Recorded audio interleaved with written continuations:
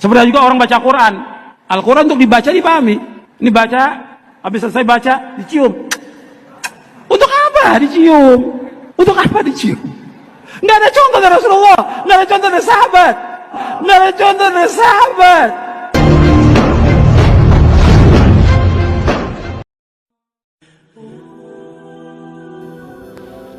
Assalamualaikum warahmatullahi wabarakatuh. Sahabat Al-Kindi yang dirahmati Allah, adalah sebuah logika yang sangat cacat ketika ada seseorang mengatakan bahwa tidak perlu mencium mushaf karena tidak ada contoh dari Rasulullah SAW.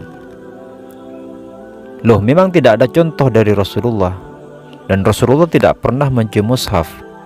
Kenapa? Ya karena waktu itu belum ada mushaf.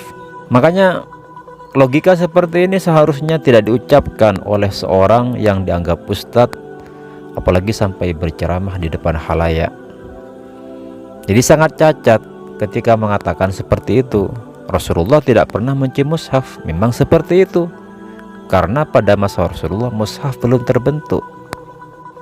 Kemudian yang kedua, mengatakan bahwa mencium mushaf juga tidak dicontohkan oleh para sahabat. Ini adalah pendapat yang terburu-buru dan tidak berdasarkan fakta serta data.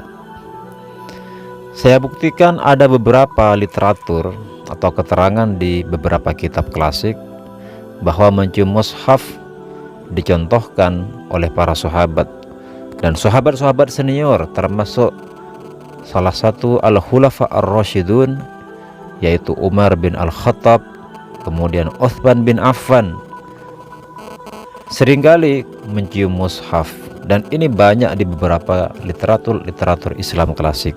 Begitu juga sahabat yang agung lainnya seperti Ikrimah bin Abi Jahal, ini juga melakukan hal yang sama, yaitu kerap kali melakukan takbirul mushaf atau mencium mushaf sebagai takriman kepada kitabullah. Jadi logikanya seperti ini. Kalau kita saja memuliakan orang soleh dengan mencium tangan beliau, maka itu tidak masalah. Dan ketika kita mencium Hajarul Aswad, itu tidak dipermasalahkan. Kenapa?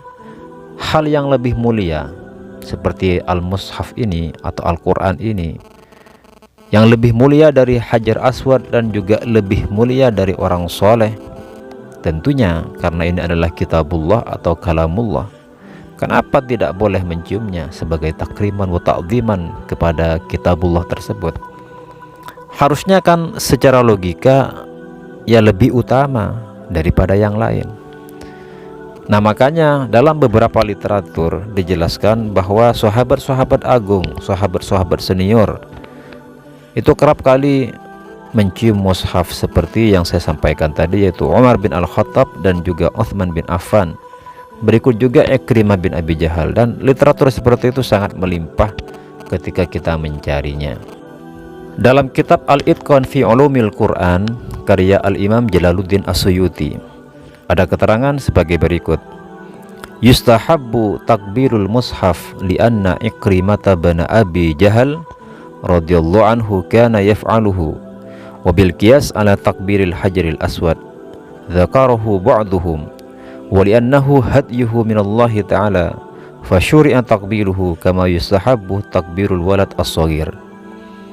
Maksudnya, disunnahkan mencium mushaf karena sahabat Ikrimah bin Abi Jahal radhiyallahu anhu melakukan hal itu, dan hal ini diilhakkan atau dianalogikan, dikiaskan pada mencium Hajar Aswad,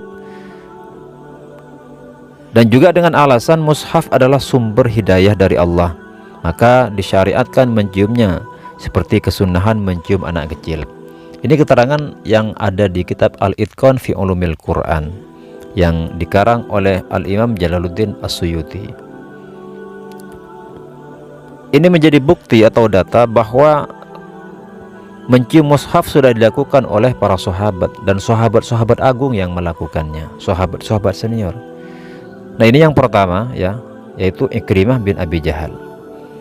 Kemudian berikutnya, sebagaimana tertera dalam kitab Al-Mawsu'ah Al-Fiqhiyah, Dzakarahul Hanafiyah wa huwa al-masyhur 'inda al-Hanabilah jawazu takbiril mushaf takriman lahu wa huwa al-madhhabu 'inda al-Hanabilah wa ruwiya an Ahmad istihbabuhu lima ruwiya an Umar radhiyallahu anhu annahu kana ya'khudul mushaf kulla ghadat wa yuqabbiluhu wa yaqulu ahdu rabbi wa mansyuru rabbi azza wa jal wa kana Uthman radhiyallahu anhu yuqabbirul mushaf wa yamsahuhu ala wajhi.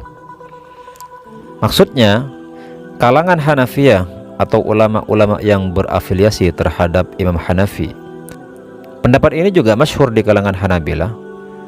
Jadi kalangan Hanafiyah dan juga ulama-ulama Hanabilah, ulama pengikut Imam Ahmad bin Hanbal, mengatakan boleh mencium mushaf sebagai bentuk penghormatan padanya, takriman lahu. Dalam satu riwayat dijelaskan dari Imam Ahmad bahwa mencium mushaf itu adalah sunnah hukumnya. Karena apa? Hal ini berdasarkan dari sebuah riwayat bahwasanya Umar bin Khattab radhiyallahu anhu seringkali mengambil mushaf setiap pagi. Artinya setiap pagi beliau tuh membaca mushaf, kemudian setelah selesai membaca beliau menciumnya. Begitu juga riwayat bahwa Utsman bin Affan seringkali mencium mushaf dan mengusapnya, kemudian meletakkan mushaf tersebut kepada wajahnya. Nah, data-data ini cukup menjadi dalil bahwa mencium mushaf adalah sesuatu yang sunnah. Nah, dari sini kemudian kita bertanya, dari mana Ustadz tadi mengatakan bahwa mencium mushaf tidak pernah dicontohkan oleh para sahabat? Apalagi sampai mengatakan bahwa Rasulullah tidak pernah mencontohkan. Memang Rasulullah tidak pernah mencontohkan, karena waktu itu mushaf belum terbentuk. Nah, kalau mengatakan bahwa mencium mushaf juga tidak dicontohkan oleh para sahabat, ini adalah sebuah pendapat yang sangat fatal dan sebenarnya tidak perlu diucapkan oleh seseorang yang dianggap tokoh, ditokohkan, apalagi berbicara di halayak ramai. Itu sedikit penjelasan dari saya, semoga video ini bermanfaat. Salam.